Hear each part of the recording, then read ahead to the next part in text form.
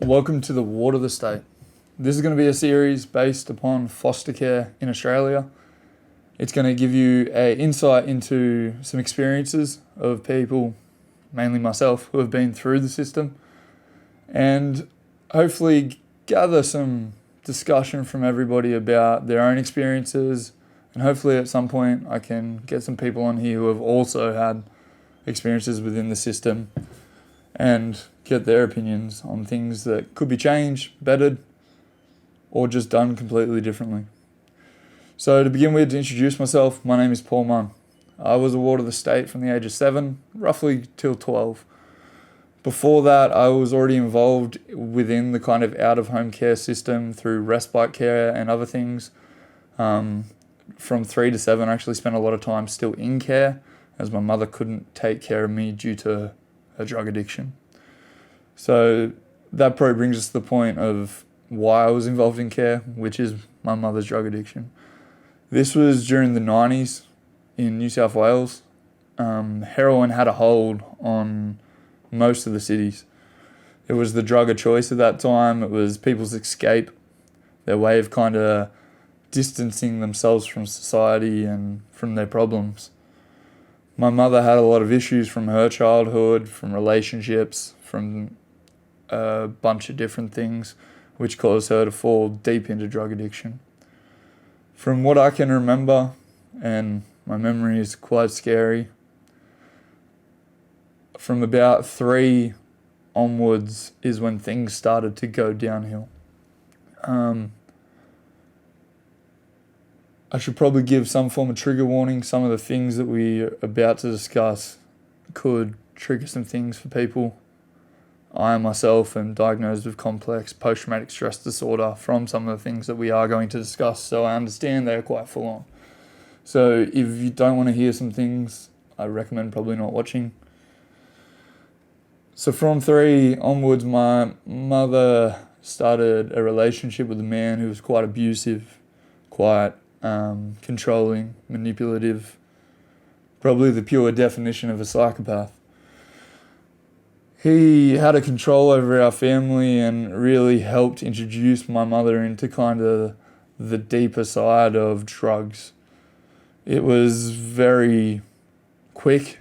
It was like we went from kind of a relaxed lifestyle where mum was a very free living person to a very controlled lifestyle, not just by this man, but also by the drug. Everything we did was related to the drug. So my day-to-day tasks weren't going to school and things like other kids. Even as I got older, it was always going on trips. I never really understood what we were doing at the time, but now I know that it was always to get drugs or to source money for drugs. So as mum fell into this lifestyle with this man, the foster care system around here started taking notice of me. This was from things of mum asking for respite care to just general reports from people saying that they did not think that the child was in a safe situation. So I got an introduction from a young age to what foster care was and what it meant to go to a stranger's house and have to adapt and become whatever they kind of wanted from you. I realized that the support from the people who took you to these places wasn't that great. It was as if they would take you from your parents or your guardians and place you in a location, give you a little pat on the back, and you're expected to just go with what happened. But it was always a kind of rough change because the socioeconomic lifestyle and things that we did were different from a normal family. So I struggled to adjust.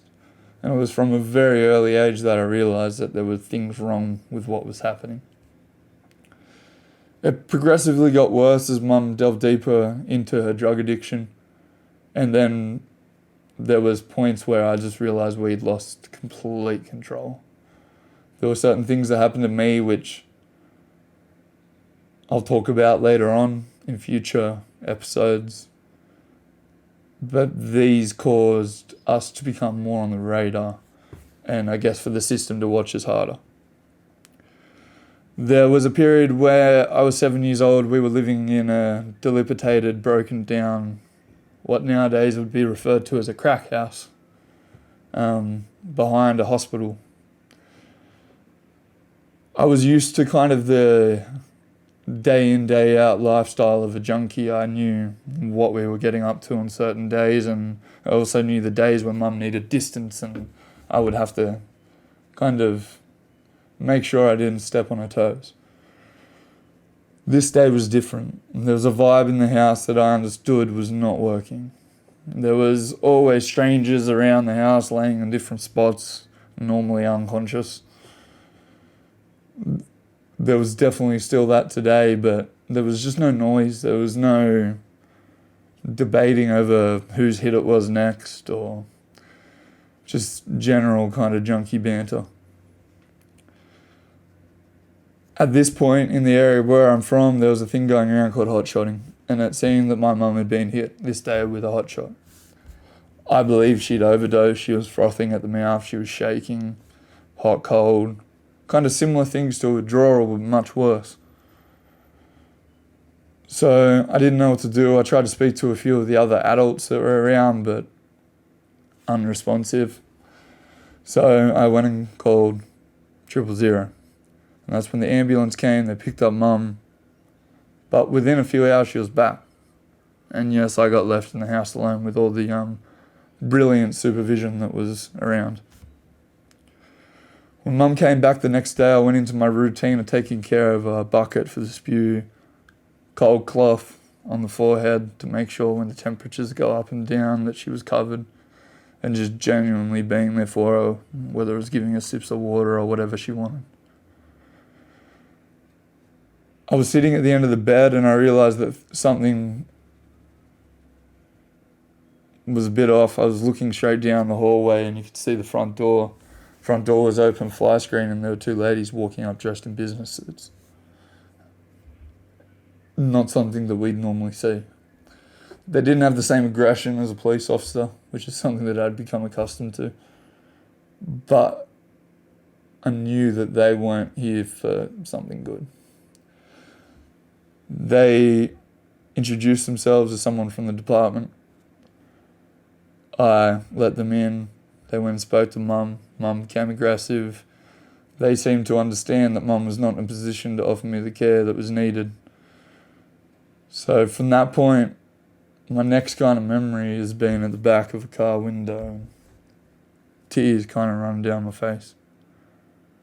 And that was where I entered the system as a full-time ward of the state. And that was where my life started to change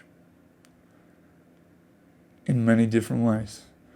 The point of this series is we're going to discover how my life changed along the way, what happened.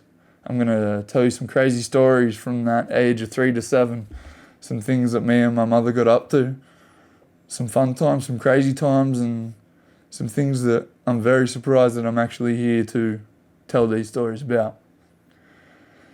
I hope you enjoyed the little introduction, kind of getting to know why I'm going to be talking about this subject.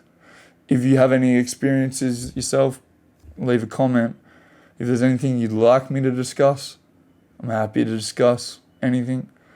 The next few episodes will start to give you a little bit more of a concept about what happened, how we got there, and an even deeper dive into kind of who I am. If you could give it a like, a subscribe, I'd appreciate it. I really want to get this off the ground running. It's been a difficult thing to talk about, but I plan to push that envelope further and further every time I get in front of the camera. So thank you.